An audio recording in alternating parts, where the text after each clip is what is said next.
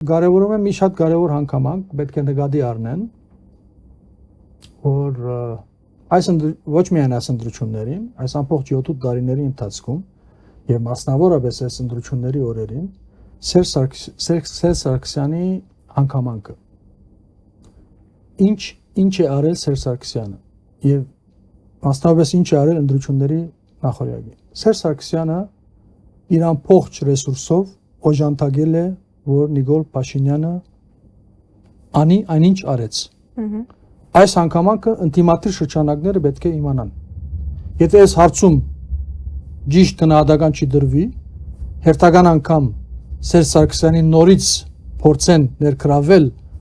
համախմբումների մեջ, դա կլինի կոպիտ սխալ։ Ես այս բայից այս իրականությունը, այս տեղեկությունը փոխանցում եմ, որ Հիմա կասեն ինչպես է արել ես վստահ եմ, որ շատերի համար նոր բան ասած չեմ լինի եւ բադահական չէր։ Ես կարող եմ երկար խոսել շուտ այս ամեն ինչի մասին, բայց երկու թվակ փորձեմ հիշել վերջի օրերին ինքնաբացահայտվեցին եւ Սերժը եւ Նիկոլը, երբ օրեր առաջ Սերժը, չգիտես ինչու, հանգարց այն հարցին, որ ասեցին երրորդ անգամ է նա ձեր կարծիքով ճիշտ է որ նա երրորդ անգամ վերընտրվում է, Սերժ Սարգսյանը պատասխանեց ասելով որ ոչ, երրորդ անգամ չի, նախորդ երկու ընտրությունները եղել են արտահերթ։ Այսինքն նախորդ իրենց շաբաթների միջալույց ուզում եմ հիշեցնել, որ այն ցերպակալումները որ դեղի են ունենում ամսի 6-ին, 5-ին, ամսի 7-ին, այդ 5-ին, 6-ին բոլորս էլ մեկ էլ նկատեցինք, որ հանրապետական կուսակցության այսինչ հայտնի կորձիչին եւս ցերպակալել են այն, այդ ամբողջը անշուշտ մեր ժողովրդին հերթական մոլորեցնելու փորձն էր։ Սակայն երբ Սերժ Սարգսյանը օրեր անց այդ միտքը բարձրացայինեց,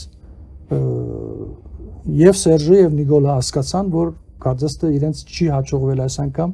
ժողովրդի մոլորեցնել եւ այդ պատճառով 2-3 օր առաջ Փաշինյան Նիկոլը առաջի անգամ լինելով խոսեց